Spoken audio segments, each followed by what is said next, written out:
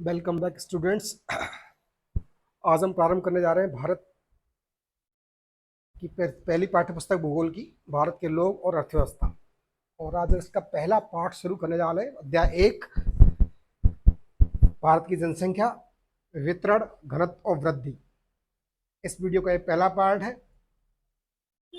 शुरू करते बिना किसी औपचारिकता के सबसे पहले परिचय की बात करें कि लोग जो होते हैं वो किसी देश के महत्वपूर्ण घटक होते हैं।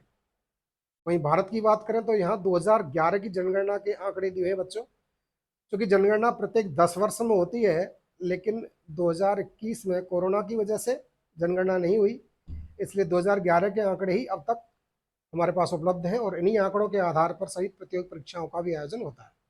भारत अपनी 121 करोड़ आबादी 2011 जनगणना के जनसंख्या के साथ चीन के बाद विश्व में दूसरा सघनतम बसा हुआ देश है। मैं यहाँ बताना चलता हूँ कि हम 2023 में विश्व में नंबर 1 हो चुके हैं, हम चीन को भी पीछे छोड़ चुके हैं। भारत की जो जनसंख्या है उत्तर अमेरिका, दक्षिण अमेरिका और ऑस्ट्रेलिया की, यानी 3 महाद्वीपों की जनसंख्या को मिला दिया जाए तो उससे भी अधिक जनसंख्या भारत की होती है। यानी उत्तर अमेरिका, दक्षिण अमेरिका और ऑस्ट्रेलिया की जनसंख्या को जोड़ दिया जाए तो यह भी वह जनसंख्या, इन तीनों महाद्वीपों की जनसंख्या भी भारत की जनसंख्या से कम रह जाती है। नेक्स्ट हम बात करते हैं, आज का जो पहला हिस्सा है हमारे इस पाठ्य पुस्तक इस पाठ का, जनसंख्या का वितरण। भारत में जनसंख्या का वितरण क्षेत्र वाइज किस प्रकार से है। तो बताना चाहूंगा बच्चों कि भारत में जनसंख्या का वितरण अत्यधिक असमान है। उसके पीछे बहुत सारे कारण हैं। पहले हम बात कर लेते हैं वितरण की, तो वितरण किस प्रकार से है। फिर हम उन छोटे छोटे कारणों की भी बात करेंगे कि ऐसा क्यों है कि किसी प्रदेश में जनसंख्या बहुत अधिक निवास करती है, कहीं पर जनसंख्या कम निवास करती है। बात करते हैं भारत के सबसे बड़े जनसंख्या प्रदेश जो है उत्तर प्रदेश। उत्तर प्रदेश की जनसंख्या सबसे अधिक है। उसके बाद महाराष्ट्र, बिहार और पश्चिम बंगाल का स्थान आता है। सबसे ऊपर कौन है? उत्तर प्रदेश। उसके बाद उत्तर प्रदेश के पश्चिम दिशा में, पूर्व दिशा में सॉरी, बिहार है और बिहार के दक्षिण पूर्व दिशा में है पश्चिम बंगाल। उसके बाद बात करते हैं तमिलनाडु, मध्य प्रदेश, राजस्थान, कर्नाटक, गुजरात के साथ, इनके साथ यदि हम उत्तर प्रदेश, महाराष्ट्र, बिहार, पश्चिम बंगाल, आंध्र प्रदेश की जनसंख्या को मिला दिया जाए, यानी कि कितने राज्य हो गए बच्चों? 1 2 3 4 5 6 7 8 9 10, केवल 10 राज्यों की जनसंख्या मिला दिया जाए तो देश की कुल जनसंख्या का 76% भाग कवर करते हैं। यानी विश्व के भारत के जो प्रमुख राज्य हैं जनसंख्या वाले, यही 7-8 राज्य हैं। इन 7-8 राज्यों की जनसंख्या को मिला दिया जाए तो भारत की कुल आबादी का 76% यहाँ निवास करता है। शेष 34%, जो 24% रह गया है, वो अन्य सभी राज्यों में निवास करता है। जम्मू कश्मीर में मात्र 1.4%, अरुणाचल प्रदेश में 0.11% और उत्तराखंड जैसे राज्यों में जनसंख्या का हिस्सा बहुत छोटा है, जबकि इन राज्यों का भौगोलिक क्षेत्रफल काफी बड़ा है। जम्मू कश्मीर, अरुणाचल प्रदेश और उत्तराखंड बड़े राज्य होते हुए भी इनमें क्षेत्रफल, उनमें जनसंख्या जो है वो कम निवास करती है। उसके पीछे कारण क्या है? भौगोलिक क्षेत्रफल काफी बड़ा है और इन क्षेत्रों में क्या क्या कारण से आप सोच सकते हैं। जम्मू कश्मीर एक पहाड़ी क्षेत्र है, उत्तराखंड पहाड़ी क्षेत्र भी है, प्लस वहां पर जंगल बहुत पाए जाते हैं, यानी कि फॉरेस्ट एरिया बहुत ज्यादा है। और अरुणाचल प्रदेश की बात करें, लगभग 70 से 80% क्षेत्र कैसा पहाड़ी क्षेत्र है। जनसंख्या और भौतिक, सामाजिक, आर्थिक, ऐतिहासिक कारकों के बीच घनिष्ठ संबंध होता है। जनसंख्या का जो संबंध होता है भौतिक और सामाजिक, आर्थिक और ऐतिहासिक कारकों के साथ घनिष्ठ संबंध होता है। हम देखें इस नक्शे में भारत में जनसंख्या का वितरण, मैंने स्वयं प्रयास किया है, अनूठा ही नक्शा है ये, और इसमें ये थीमेटिक मानचित्र बोलते हैं इसको। ये रंगों के हिसाब से है। सबसे गहरे रंग में हमको दिख रहा है यहाँ पे, ये उत्तर प्रदेश है, महाराष्ट्र है, ठीक है, बिहार है और पश्चिम बंगाल है। उसके बाद बात करें, हम देखें तमिलनाडु की बात करें, कर्नाटक की, आंध्र प्रदेश की और राजस्थान की, ठीक है। और उसके बाद लेते हैं हम गुजरात, ठीक है, और उसके बाद मध्य प्रदेश। ये गहरे लाल रंग और हल्के लाल चटक रंग में जो दिखाई दे रहा है, ये बड़े राज्य हैं जिनकी जनसंख्या देश का 76% बनाती है। इसके बाद हम बात करें तो देखें उड़ीसा गहरे नीले रंग से है, उसके बाद तेलंगाना, उसके बाद आते हैं केरला, ठीक है। ये 3 बड़े राज्य हैं, मध्यम जनसंख्या निवास करती है यहाँ पे। उसके बाद बात करें हम, तो यहाँ पे हम बात करेंगे छत्तीसगढ़, हरियाणा, सॉरी सॉरी ये बात करेंगे पंजाब की, झारखंड की और आसाम की। ये 3 बड़े राज्य हैं। इनके बाद जिनका नंबर आता है, उसके बाद उड़ीसा, तेलंगाना, केरला का नंबर आता है। उसके बाद आता है आपके उत्तराखंड, मणिपुर, त्रिपुरा, उसके बाद मेघालय, नागालैंड, हिमाचल प्रदेश, जम्मू कश्मीर, लद्दाख। केंद्र शासित प्रदेशों की बात करें तो सबसे अधिक जनसंख्या जो निवास करती है यहाँ पे चंडीगढ़ है, इसके बाद यहाँ पुदुचेरी है, इसका दादर नगर हवेली है, लक्षद्वीप है, लेकिन सबसे ज्यादा जनसंख्या निवास करती है अंडमान निकोबार में। नेक्स्ट हम बात करते हैं उत्तर भारतीय मैदान। उत्तर भारतीय मैदान कौन से? गंगा के तटीय मैदान, गंगा का प्रदेश जो उपजाऊ मृदा से युक्त है और जहाँ अच्छी खासी खेती होती है। कृषि प्रधान क्षेत्र है ये। डेल्टाओं, नदियों के जो डेल्टा होते हैं, नदियों जहाँ आकर के समुद्र पानी अपना पानी मिलाती है, डेल्टाओं और तटीय मैदानों में जनसंख्या का अनुपात, तटीय मैदान जनसंख्या का अनुपात दक्षिणी और मध्य भारतीय राज्यों, दक्षिणी और मध्य भारतीय राज्यों में मध्य प्रदेश आ जाएगा, दक्षिणी राज्यों में कर्नाटक, तमिलनाडु, केरल आ जाएगा।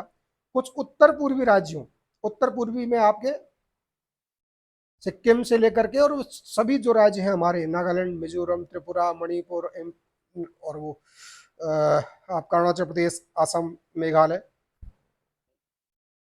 ठीक है। और राज्यों के आंतरिक जिलों की तुलना में अधिक है। कहाँ पे क्षेत्र जनसंख्या ज्यादा, कहाँ पे?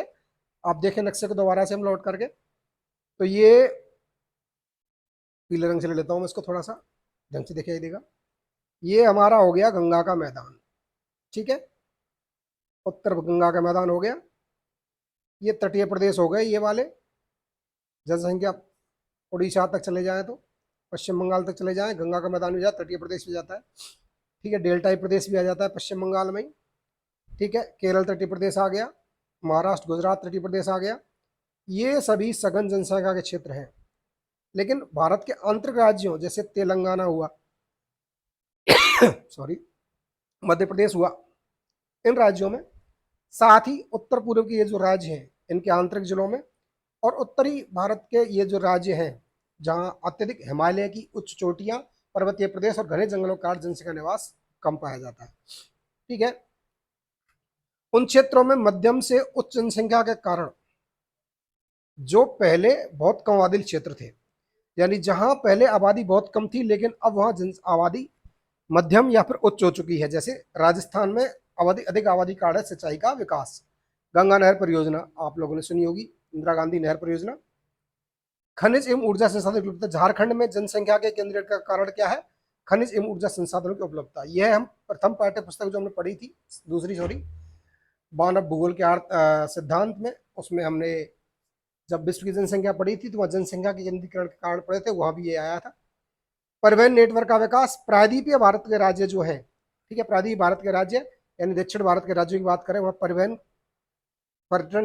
नेटवर्क के विकास के कारण जनसंख्या अधिक पाई जाती है। अब बात करते हैं जनसंख्या वितरण के सामाजिक, आर्थिक और ऐतिहासिक कारक क्या क्या है। सबसे पहले स्थायी कृषि एवं कृषि का विकास है, मानव बस्ती का स्वरूप, परिवहन नेटवर्क, औद्योगिकरण एवं शहरीकरण का विकास। ये तीनों कारक मिलकर के किसी क्षेत्र में जनसंख्या के केंद्रीकरण का मुख्य कारण बनते हैं। यद्यपि भारत के उत्तरी मैदानों में भूमि और जल जैसे संसाधनों का क्षरण हुआ है, यानी घट गए हैं, फिर भी मानव वसाव और विकास के इतिहास के कारण जनसंख्या का संकेंद्रण उच्च बना हुआ है।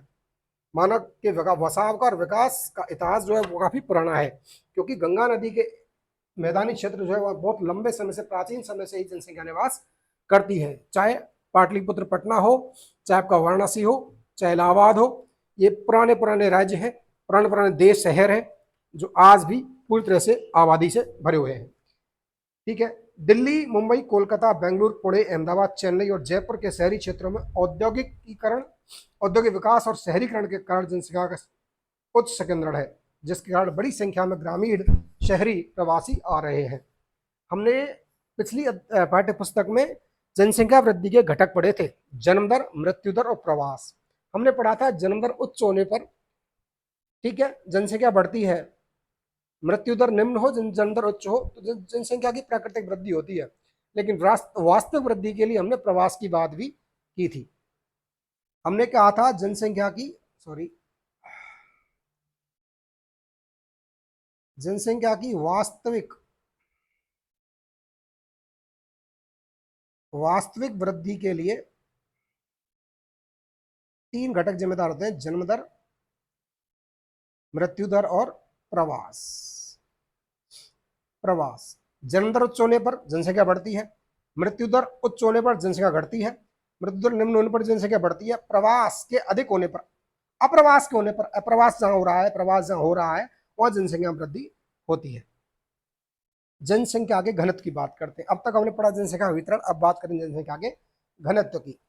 घनत्व की, जनसंख्या घनत्व की परिभाषा हम पिछली पाठ्य पुस्तक में पढ़ चुके हैं। प्रति इकाई क्षेत्र में व्यक्तियों की संख्या, यानी कि प्रति वर्ग किलोमीटर क्षेत्रफल में रहने वाले लोगों की संख्या को क्या कहते हैं? उस क्षेत्र का जनसंख्या घनत्व कहते हैं। सूत्र भी हमने याद किया था। किसी क्षेत्र की जनसंख्या में, किसी क्षेत्र की जनसंख्या में वहां के किसका भाग दे देते हैं? क्षेत्रफल का भाग दे देते हैं। तो एकांक क्षेत्रफल में रहने वाले लोगों की संख्या आ जाती है। ये जो जनसंख्या घनत्व होता है, यह क्या प्रदर्शित करता है? यह भूमि के संबंध में जनसंख्या के स्थानिक वितरण को ढंग से समझने में मदद करता है। स्थानिक वितरण यानी स्थान विशेष पर लोग किस प्रकार से पाए जा रहे हैं। भारत का 2011 की जनगणना के अनुसार जनसंख्या घनत्व कितना है? 382 व्यक्ति प्रति वर्ग किलोमीटर है। 1951 जनसंख्या घनत्व 117 व्यक्ति प्रति किलोमीटर था, जो बढ़कर 2011 में 382 हो गया। यानी विगत 250 वर्ष में लगभग 200 व्यक्ति प्रति वर्ग किलोमीटर से अधिक की वृद्धि हुई है। यानी पिछले 50 वर्षों में एक वर्ग किलोमीटर में रहने वाले लोगों की संख्या लगभग दुगनी हो गई है, दुगनी से भी ज्यादा हो गया, 200 व्यक्ति बढ़ गए हैं एक क्षेत्र में। देश में जनसंख्या के आंकड़े घनत्व की स्थानिक भिन्नता का आभास कराते हैं। अरुणाचल प्रदेश में कम से कम 17 व्यक्ति प्रति वर्ग किलोमीटर, यानी कि हम राज्यों की बात करें तो अरुणाचल में सबसे कम जनसंख्या घनत्व पाया जाता है, 17 व्यक्ति पर वर्ग किलोमीटर। और राज्यों की बात करेंगे तो बिहार में। और यदि हम केंद्र शासित प्रदेशों की बात करें तो दिल्ली राष्ट्रीय राजधानी क्षेत्र में 11,297 व्यक्ति प्रति वर्ग किलोमीटर का जनसंख्या घनत्व है। ठीक है, यहाँ हमने कुछ आंकड़े आपके सामने प्रस्तुत किए हैं, एक तालिका बनाई है।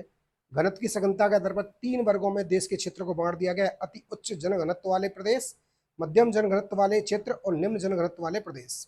ठीक है, कुछ राज्य केंद्र शासित प्रदेश है और आगे भारत का क्षेत्र दिशा दे रखी है।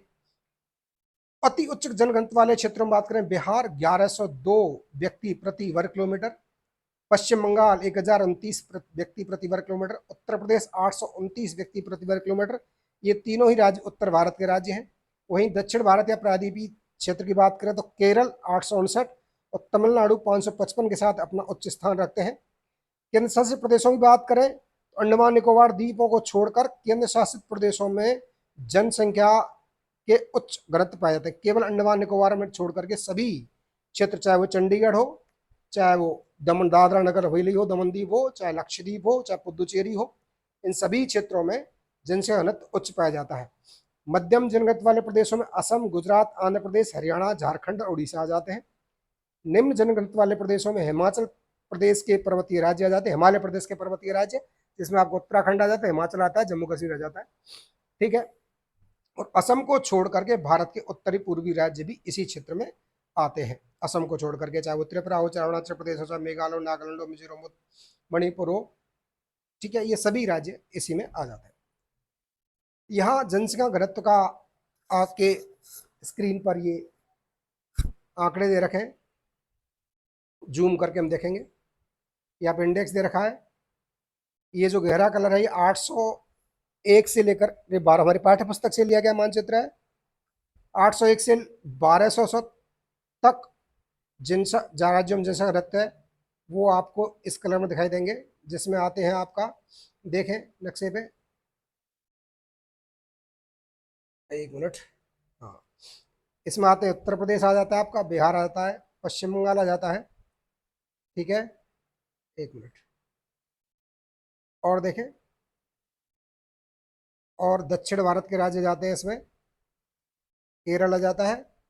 ठीक है, उसके बाद इधर से आपका ये हो गए राज्य, 1 2 3 और 4 राज्य हो गए। ठीक है, 401 से 800 तक जिनका जनघनत्व है उसमें ये आ जाते हैं आपके झारखंड, पंजाब, हरियाणा और तमिलनाडु।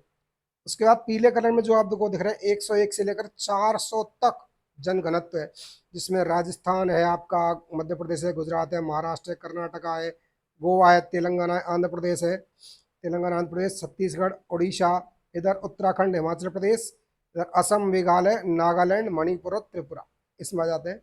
100 से कम जिनमें जनसंख्या घनत्व है, 100 से कम में आपका आ गया सिक्किम आ गया, अरुणाचल प्रदेश आ गया, मिजोरम आ गया, ये आपके, और अरुणाचल, जम्मू कश्मीर भी इसी में आ गया। ठीक है, और 1200 से अच्छा इसमें अंडमान निकोबार भी इसी में आ गया है, लक्षद्वीप, लक्षद्वीप भी इसी में आ गया है। फिर बात करते हैं 1200 से अधिक जनघनत्व जिनमें पाया जाता है।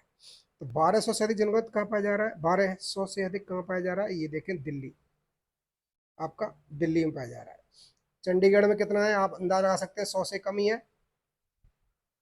और इधर लक्षद्वीप की बात करें तो ये गहरा जो नीला रंग है ये दिखा रहा है, ये दिल्ली के समकक्ष आता है, 1201 के आसपास है। ठीक है, नेक्स्ट हम बात करते हैं आगे। जनसंख्या का घनत्व एक अशोधित माप है। कुल कृषित भूमि पर जनसंख्या के दबाव के संदर्भ में मानव भूमि अनुपात के बेहतर परिज्ञान के लिए कायिक और कृषि घनत्व को ज्ञात करना चाहिए। हम केवल सीधे सीधे जनसंख्या में उसके क्षेत्रफल का भाग देने पर जो जनघनत्व प्राप्त करते हैं वो अशोधित माप है, शुद्ध माप नहीं है। शुद्ध माप के लिए हमको जनसंख्या घनत्व के दो प्रकार पढ़ने चाहिए। एक है कायिक घनत्व, कायिक घनत्व को हम शारीरिक घनत्व भी कह सकते हैं। इसको निकालने के लिए कुल जनसंख्या में निवल कृषित क्षेत्र, निवल मतलब शुद्ध बोया गया क्षेत्र, उस क्षेत्रफल का भाग देते हैं। और दूसरा कृषि घनत्व निकालने के लिए कुल कृषि जनसंख्या जो है उस कुल कृषि जनसंख्या में निवल कृषित क्षेत्र यानी निवल बोए गए शुद्ध बोए गए क्षेत्र का भाग दे देते हैं। यहाँ पे कुछ शब्दावली दी हुई है। निवल कृषि का मतलब है शुद्ध बोया गया क्षेत्र, और कृषि जनसंख्या का मतलब है किसान और कृषि मजदूर और उनके परिवार सदस्य उसमें शामिल किए जाते हैं, उसको कृषि जनसंख्या कहा जाता है। फिर हमारा आज का तीसरा टॉपिक है जनसंख्या वृद्धि। जनसंख्या वृद्धि की परिभाषा हम पहले पढ़ चुके हैं। दो समय अंतरालों के मध्य किसी क्षेत्र की जनसंख्या में होने वाली दशकीय या वार्षिक वृद्धि को जनसंख्या वृद्धि कहते हैं, और यदि इसे प्रतिशत में व्यक्त कर दिया जाए तो यह वृद्धि दर कहला जाती है। ठीक है, जनसंख्या वृद्धि दो समय बिंदुओं के बीच किसी क्षेत्र में रहने वाले लोगों की संख्या को संख्या परिवर्तन कहते हैं। इसकी दर को प्रतिशत में अभिव्यक्त किया जाता है। जनसंख्या वृद्धि के घटक होते हैं कौन कौन से, दो घटक तो तीन है, वो पिछले पाठ में पढ़ा हमने, लेकिन यहाँ पे दो प्रकार की वृद्धि, दो घटक है, प्राकृतिक वृद्धि और अभिप्रेरणा या प्रेरणा वृद्धि। इसका विश्लेषण अशोधित जन्म और मृत्यु दर का आकलन करके कर लिया जाता है। और प्रेरणा का मतलब होता है इसमें आवक जावक की मात्रा की गणना की जाती है, यानी प्रवास और प्रवास की भी गणना की जाती है। भारत में जनसंख्या की दशकीय और वार्षिक वृद्धि दर दोनों बहुत अधिक है, समय के साथ लगातार वृद्धि हो रही है। भारत की वार्षिक वृद्धि दर 1.64% है 2011 की जनगणना के अनुसार, वार्षिक वृद्धि दर है 1.64। विगत एक शताब्दी में यानी 1901 से 2001 तक कह सकते हैं, भारत में जनसंख्या वृद्धि वार्षिक जन्म दर और मृत्यु दर तथा प्रवास की दर के कारण हुई। ये तीनों चीजें कौन कौन सी हैं, जन्म दर, मृत्यु दर और प्रवास, और इसलिए यह वृद्धि विभिन्न प्रवृत्तियों को दर्शाती है। इस अवधि में वृद्धि की चार सुस्पष्ट प्रवस्थाओं को पहचाना गया है। भारत में जनसंख्या विकास के चार विशिष्ट चरण हैं जिनको हम बारी बारी समझेंगे। यानी भारत में जो हमने पिछली पाठ्य पुस्तक जो हमने पहले पढ़ी हुई है विश्व की जनसंख्या, वहां हमने पढ़ा था जनांकीय संक्रमण सिद्धांत। वही संक्रमण सिद्धांत की जो अवस्थाएं लगभग लगभग वही यहाँ पर लागू होती है। प्रथम अवस्था की बात की गई है 1901 से लेकर 1921 तक के 2 दशकों की जनसंख्या, जो प्रवस्था पहली प्रवस्था कहलाती है। इसे प्रारंभिक स्थिर अवस्था का काल कहा जाता है या इसे स्थिर प्रवस्था कहा जाता है, क्योंकि इस दौरान जनसंख्या वृद्धि अधिक नहीं हुई थी, और 1911 से लेकर 1921 के दौरान तो ऋणात्मक वृद्धि दर्ज हुई थी। इसके पीछे कारण क्या रहा कि उच्च जन्म दर और उच्च मृत्यु दर तो रही, साथ ही साथ 1921 से 11 से 21 के मध्य में बहुत सारे अकाल और बहुत कई बीमारियों के प्रसार के कारण जनसंख्या में वृद्धि ऋणात्मक दर्ज की गई। जन्म दर मृत्यु दोनों उच्च थे और जिससे वृद्धि दर निम्न बनी रही। बात करते हैं, इसका कारण बता दिया गया। निम्न स्वास्थ्य एवं चिकित्सा सुविधाएं के कारण मृत्यु दर अधिक रही। अधिकतर लोगों की निरक्षरता जिससे जन्म दर भी उच्च रही। भोजन अन्य आधारभूत आवश्यकता अपर्याप्त वितरण, ठीक है, वितरण प्रणाली भी हल्की रही। उसके बाद बात करते हैं दूसरा चरण। दूसरा चरण जो है वो विकासशील अवस्था है, लेकिन ये स्थिर जनसंख्या वृद्धि की अवधि है। वो थी स्थिर अवस्था, ध्यान देंगे, ये थी स्थिर अवस्था, प्रारंभिक स्थिर अवस्था। और दूसरी अवस्था जो है वो स्थिर वृद्धि की अवस्था है, यानी विकासशील अवस्था है, वृद्धि हो रही है। 1952 से 1951 30 सालों में देश भर में स्वास्थ्य और स्वच्छता में व्यापक सुधारों ने मृत्यु दर में को नीचे ला दिया। बेहतर परिवहन और प्रसंचार तंत्र ने वितरण प्रणाली में सुधार ला दिया, जो यहाँ पे समस्या थी ऊपर, ठीक है। अशोधित जन्म दर ऊंची बनी रही, जिससे पिछली अवस्था की तुलना में वृद्धि दर उच्च हुई। 1920 के दशक की महान आर्थिक मंदी और द्वितीय विश्व युद्ध की पृष्ठभूमि यह वृद्धि दर प्रभावशाली थी। चाहे हम 1920 में द्वितीय विश्व युद्ध के अंत से निकले हों, लेकिन उसके बावजूद भी इस समय हमारी वृद्धि दर बहुत अच्छी रही। तीसरा चरण परिवर्तनशील अवस्था का है और 1951 से 1981 यानी 30 साल के इस दशक को जनसंख्या विस्फोट की अवधि के रूप में जाना जाता है। प्रवस्था गा जो है वो जनसंख्या विस्फोट की अवधि के रूप में जानी जाती है। इंपॉर्टेंट बात है। ऐसा क्यों हुआ? मृत्यु दर में तेजी से गिरावट आई क्योंकि चिकित्सा सुविधाओं में वृद्धि हो गई, लेकिन जनसंख्या की उच्च जन्म दर में कोई कमी नहीं हुई, जन्म दर उच्च बनी रही, क्योंकि लोग अत्यधिक शिक्षित नहीं हुए थे। चिकित्सा सुविधा को लाभ तो ले रहे थे, लेकिन लोग जनसंख्या नियंत्रण के बारे में अभी तक जागरूक नहीं हुए थे, परिवार नियोजन के बारे में सोचने नहीं लगे थे। औसत वार्षिक वृद्धि दर 2.2% थी, जो कि अपने आप में बहुत बड़ी बात है। कारण क्या रहा? स्वतंत्रता प्राप्ति के बाद यही वह अवधि थी जिसमें केंद्रीकृत नियोजन प्रक्रिया के माध्यम से विकासात्मक कार्यों को प्रारंभ किया गया। स्वतंत्रतावादी के बाद अब आप यहां में आपको बताता चलूं, 1951-52 में प्रथम आम चुनाव हुए। पहली सरकार हमारी स्वतंत्र भारत की पहली लोकतांत्रिक सरकार गठन हुआ, जिसके प्रधानमंत्री श्री जवाहरलाल नेहरू जी हुए बने, ठीक है। और उन्होंने योजना आयोग के माध्यम से पंचवर्षीय योजनाओं को लागू किया, जिससे बहुत सारी योजनाएं, लाभकारी योजनाएं जगह लोगों के बीच में पहुंची और विकास कार्यों को बढ़ावा मिला। अर्थव्यवस्था सुधरने लगी, जिससे अधिकांश लोगों के जीवन की दशाओं में सुधार सुनिश्चित हुआ। इन दशकों के दौरान तिब्बतियों, बांग्लादेशियों, नेपालियों को देश में लाने वाले बढ़ते अंतर्राष्ट्रीय प्रवास और यहां तक कि पाकिस्तान से आने लोगों ने भी उच्च वृद्धि दर में योगदान किया। इन दशकों में विदेशों से भी प्रवास हमारे यहाँ खूब हुआ, क्योंकि हम विकसित, धीरे धीरे हम विकसित हो रहे थे, विकासशील की ओर बढ़ रहे थे। चतुर्थ चरण, ये स्थिर अवस्था की अवस्था गई फिर से लौट करके, लेकिन यहाँ स्थिति वह नहीं है जो प्रथम अवस्था में है।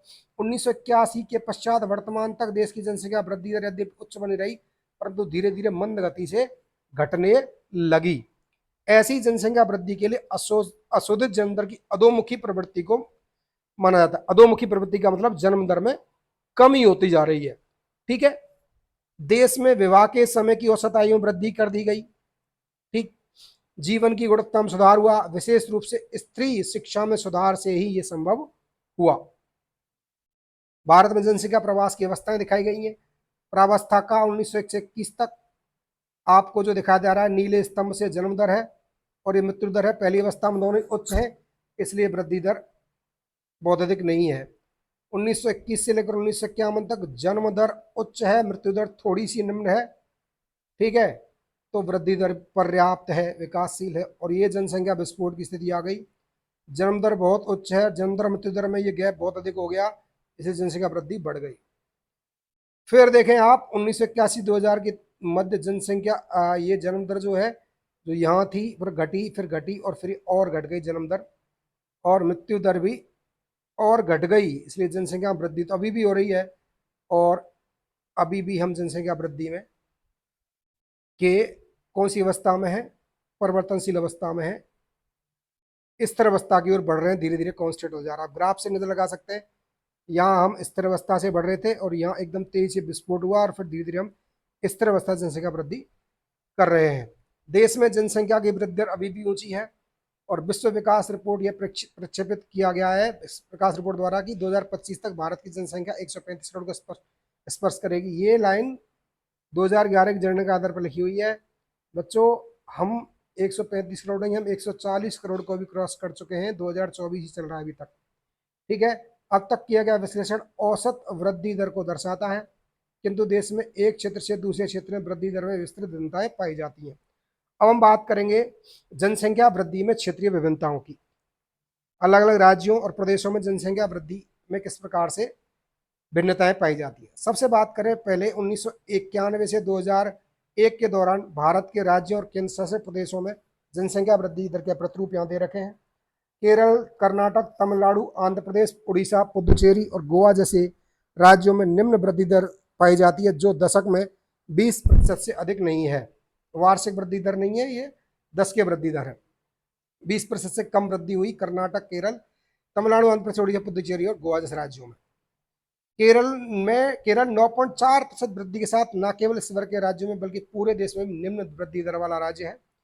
देश के उत्तर पश्चिमी, ठीक है, जिसमें आपके उत्तर प्रदेश आ गया, राजस्थान आ गया, पंजाब आ गया, हरियाणा आ गया, और उत्तरी और उत्तर मध्य भागों में, उत्तरी यानी कि इसमें आपका उत्तराखंड भी आ जाएगा, थोड़ा सा हिस्सा इधर आपका बिहार, झारखंड, छत्तीसगढ़, पश्चिम बंगाल आ जाएगा। उत्तर मध्य भागों मध्य प्रदेश आ जाएगा। एवं पश्चिम से पूर्व स्थित इन राज्यों की पश्चिम से पूर्व स्थित राज्यों की सतत पेटी में दक्षिणी राज्यों की अपेक्षा उच्च वृद्धि दर पाई जाती है। इसको नक्शे पे समझने का प्रयास करेंगे। देखें, इस क्षेत्र की बात कर रहा है, इस क्षेत्र की, ठीक है। देखिए 25% से अधिक जहां जनसंख्या की वृद्धि दर रही है, इसमें आपके आते हैं, देख लें एक बार नक्शे में, बिहार, ठीक है, अरुणाचल प्रदेश, ठीक है, दादर नागर हवेली यहाँ पे है, पुदुचेरी यहाँ पे है, दादर नगर दमन दीव इसी में आ जाता है, ठीक है। और 25% से अधिक, ठीक है, 20 से 25% में आपके आ जाते हैं राजस्थान, उत्तर प्रदेश, मध्य प्रदेश, छत्तीसगढ़, झारखंड, मिजोरम और दिल्ली, ठीक है। 15 से 20% दशकीय वृद्धि दर में आ जाते हैं आपके हरियाणा, पंजाब, ये आप यहाँ से ले लें, झारखंड, सॉरी उत्तराखंड, हरियाणा, पंजाब नहीं है बच्चों, चंडीगढ़ इसी में यहाँ पे, ठीक है, गुजरात आ गया इसमें 15 से 20% में, उत्तराखंड हो गया, महाराष्ट्र हो गया, ये हो गया महाराष्ट्र, ठीक है, गुजरात हो गया, तेलंगाना हो गया, कर्नाटक हो गया, तमिलनाडु हो गया, असम हो गया और मणिपुर हो गया। ये राज्य आ गए 15 से 20। 10 से 15% में पंजाब, हिमाचल प्रदेश, ठीक है, पश्चिम बंगाल, सिक्किम, उड़ीसा, आंध्र प्रदेश, ठीक है। 5 से 10% में आपका गोवा आ गया, ये रहा यहाँ पे, ठीक है, लक्षद्वीप आ गया इसी में, अंडमान निकोबार आ गया इसी में, और 5% से कम में आपके आ गया केरल, ये रहा केरल, और नागालैंड। नागालैंड में तो जनसंख्या वृद्धि ऋणात्मक दर्ज की गई। इसमें मेघालय का नाम नहीं आया, तो मेघालय आप कलर से देख सकते हैं किसमें है, सबसे उच्च 25% से अधिक जनसंख्या वाले है, ये रहा मेघालय का नाम, ठीक है। तो बिहार, मेघालय, अरुणाचल प्रदेश, 3 राज्यों में 25% अधिक जनसंख्या वृद्धि दर हुई। उसके अलावा 20 से 25 में आपका राजस्थान, ये पेटी आ गई पूरी, राजस्थान, मध्य प्रदेश, छत्तीसगढ़, झारखंड, उत्तर प्रदेश और मिजोरम, ठीक है बच्चों, क्लियर है। इस नक्शे से हम समझ सकते हैं। आंकड़े देख लेते हैं एक बार, दोबारा से पढ़ लेते हैं। देश के उत्तरी हो गया, इस पेटी के राज्यों जैसे गुजरात, महाराष्ट्र, राजस्थान, पंजाब, हरियाणा, उत्तर प्रदेश, उत्तराखंड, मध्य प्रदेश, सिक्किम, असम, पश्चिम बंगाल, बिहार, छत्तीसगढ़, झारखंड में औसत वृद्धि दर 20 से 25% रही। 2001-11 के दौरान सभी राज्यों और केंद्र शासित प्रदेशों में पिछले दशक की तुलना में जनसंख्या वृद्धि दर धीमी रही है। 1991-2001 में जनसंख्या वृद्धि दर पहले अधिक थी, अभी ये घट गई है थोड़ी सी, लेकिन जनसंख्या वृद्धि तो हो ही रही है। 6 सर्वाधिक जनसंख्या वाले राज्यों जो उत्तर प्रदेश, महाराष्ट्र, बिहार, पश्चिम बंगाल, आंध्र प्रदेश, मध्य प्रदेश में भी 1991 से 2001 की तुलना में 2001 से 2011 में 10 की वृद्धि दर में कमी रही। आंध्र प्रदेश में गिरावट सबसे कम 3.5% रही, और महाराष्ट्र में अधिकतम गिरावट रही 6.7%। तमिलनाडु 3.9% तथा पौंडुचेरी 7.1%। पिछले दशक की तुलना में कुछ वृद्धि दर्ज हुई तमिलनाडु और केरल पुदुचेरी में। ठीक है बच्चों, किशोर जनसंख्या की बात करेंगे। भारत में जनसंख्या वृद्धि का एक महत्वपूर्ण पहलू है किशोर जनसंख्या। वर्तमान में 10 से 19 आयु वर्ग का लगभग कितना प्रतिशत है? 20.99% है। 2011 की जनगणना अनुसार हमारी कुल जनसंख्या का लगभग 28% हो गया ये। इनमें से 52.7% लड़के हैं और 47.3% लड़कियां हैं। किशोरों के संबंध में समाज के समक्ष कुछ चुनौतियां हैं जो हमारी पाठ्य पुस्तक दी हुई है। किशोरों के समक्ष इस उम्र को किशोर अवस्था कहा जाता है। 10 से 19 वर्ष 19 तक की अवस्था होती है और बहुत सारे विद्वानों ने इस उम्र पर बहुत सारी पाठ्य पुस्तकें लिखी है, बहुत सारा अध्ययन किया है। ठीक है, तो क्या समस्याएं आती हैं इसमें? विवाह की निम्न आयु, निरक्षरता, विशेषकर स्त्री निरक्षरता, लड़कियां नहीं पढ़ पाती हैं। स्कूल ड्रॉप आउट, बच्चे स्कूल तो जाते हैं लेकिन छोड़ देते हैं जल्दी, पढ़ाई नहीं कर पाते। विद्यालय विरत छात्र, पोषकों की निम्न गुणवत्ता, पूर्ण पोषित भोजन नहीं मिल पाता है बच्चों को। किशोरी माताओं में उच्च मातृ मृत्यु दर, किशोरी बच्चियों की शादी बाल विवाह हो जाता है तो जन्म देते समय बच्चियों की मृत्यु हो जाती है। HIV एड्स के संक्रमण की उच्च दरें, शारीरिक और मानसिक अपंगता, मंदता, औषध दुरुपयोग, मदिरा सेवन, किशोर उपचार एवं अपराध करना इत्यादि है।